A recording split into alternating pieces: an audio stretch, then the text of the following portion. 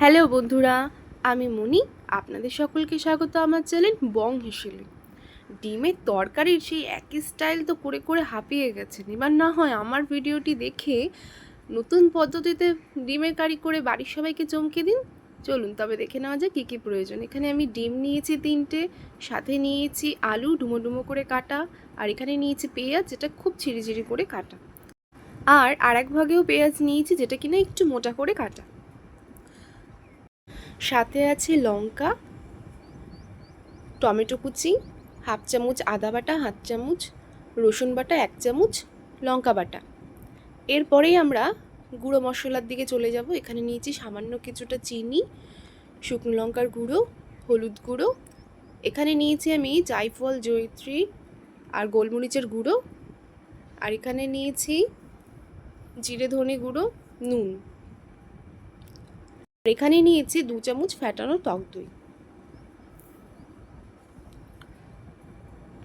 আর এখানে ফোড়নের জন্য যেই জিনিসগুলো নেব সেগুলো হলো জিরে, শুকনো লঙ্কা, তেজপাতা, গোটা মশলা, আর নিয়েছি সামান্য কিছুটা গোলমরিচ। এখানে আমি জল দিয়েছি, আর জলে সামান্য নুন দিয়ে আমি আলুটাকে 80% মতন ভাপিয়ে নেব। তা আলু আমার এখানে ভাপানো হয়ে গেছে, আর এখানে আমি একটি প্লেটে সেই কুচো করে রাখা পেঁয়াজগুলোকে দেব, সাথে কিছুটা কুচো লঙ্কা দেব, আর সামান্য একটু নুন দিয়ে ভালো করে একদম মেখে নেব। এক অভিনব স্টাইলে বানাচ্ছি বন্ধুরা, ভিডিওটি না টেনে পুরোপুরি দেখুন। এবার একটি বাউল নেব, তার মধ্যে আমি একটা ডিম ফাটিয়ে তার মধ্যে থেকে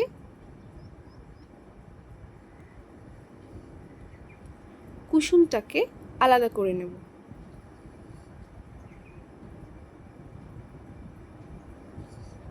এবার এই ডিমের সাদা অংশের মধ্যেই সামান্য কিছুটা পেঁয়াজ লঙ্কা দিয়ে মাখা সেটা দিয়ে দেব। আর কড়াইতে আমি এখানে তেল গরম করে দিয়েছি, এই কড়াইয়ের মধ্যে আমি এক এক করে ঢেলে দেব। এরপরে আমি আলাদা সরিয়ে রাখা সেই কুসুমটাকেও এর মধ্যে একবারে অ্যাড করে দেব। এখন আমার প্রথম ডিমটি ভাজা হয়ে গেছে, এবার আমি দ্বিতীয় ডিমটিও সেম একই প্রসেসে ভেজে নেব। দেখে নিন, দেখতে কিন্তু বেশ ভালো, তাই না? তা আমার দ্বিতীয় ডিমটিও ভাজা হয়ে গেছে, ঠিক একইভাবে আমি তৃতীয় ডিমটিও ভেজে নেব। এখানে আমি লঙ্কার ব্যবহার করিনি। এখানে আমার তৃতীয় ডিমটিও ভাজা সম্পূর্ণ হয়েছে, আর দেখে কত অভিনব মনে হচ্ছে, তাই না? এবার আমি কড়াইতে তেল গরম করেছি, তার মধ্যে আমি সিদ্ধ করে রাখা আলুটা একটু নুন আর হলুদ দিয়ে একটু ভেজে তুলে নেব।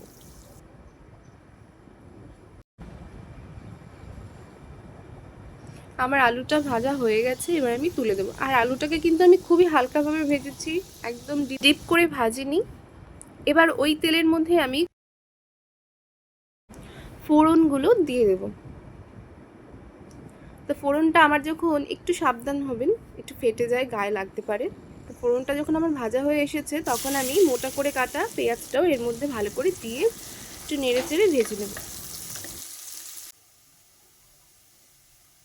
খানিকটা ভাজা হয়ে আসলে আমি একে একে রসুন কুচি, আদা বাটা, লঙ্কা বাটা দিয়ে একটু নেড়ে চেড়ে নেব। এরপর আমি একে একে কাঁচা লঙ্কা, কুচি করে রাখা টমেটো দিয়ে ভালো করে নেড়ে চেড়ে নেব।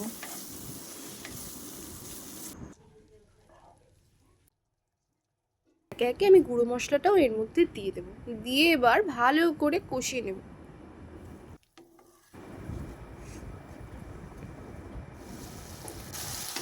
আমার মোটামুটি একটু কষিয়ে এলে এর মধ্যে আমি ভেজে রাখা আলুগুলো দিয়ে দেব। এবার আলু দিয়ে একটু ভালো করে একটু কষিয়ে নেব।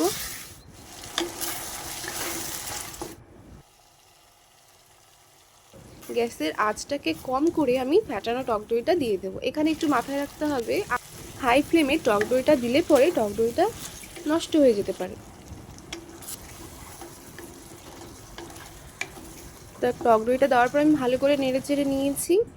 তো তেল ছেড়ে আসলে আমি এর মধ্যে জল দিয়ে দেবো, এবং জল দেওয়ার পরে ভালো জাল হয়ে আসলে আমি এখানে এবার একে একে ভেজে রাখা ডিমগুলোকে দিয়ে দেবো। তা আমার এখানে 3টে ডিম দেওয়া হয়ে গেছে।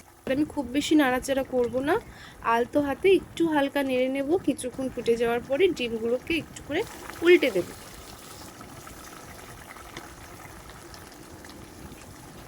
দেখে নিন, আর এই জায়গাটা একটু সাবধানভাবে করবেন। তো ডিম আমার উল্টানো হয়ে গেছে, আমি আবারও ডিমটাকে উল্টে নিয়েছিলাম। এবার আমি একটা আলু ভেঙে দেখবো যে পুরোপুরি ভালোভাবে সিদ্ধ হয়েছে কিনা। তো দেখুন আলুগুলো খুব সুন্দরভাবে সিদ্ধ হয়ে গেছে। তো এখানে আমার রান্না বলতে গেলে কমপ্লিট। এর স্বাদে গন্ধকে আরও বেশি বাড়িয়ে দেওয়ার জন্য আমি এখানে ব্যবহার করেছি 1 চামচ ঘি, আর সাথে নিয়েছি গোটা গরম মশলার গুঁড়ো। এবার একটু নেড়ে এখানে আমি ঢেকে দেব। 2-3 মিনিট ঢেকে নিয়ে তুলে নেওয়ার পরেই রেডি আমাদের ডিমের কারি। রোজ মাছ মাংস না বানিয়ে বাড়িতে একদিন এই স্টাইলে ডিমের কারি বানিয়ে দেখুন, দেখবেন বাড়ির সবাই চেটেপুটে খাবে। এই ভিডিওটি ভালো লাগলে আমার চ্যানেলটিকে লাইক, কমেন্ট, সাবস্ক্রাইব করে পাশে থাকবেন। টাটা।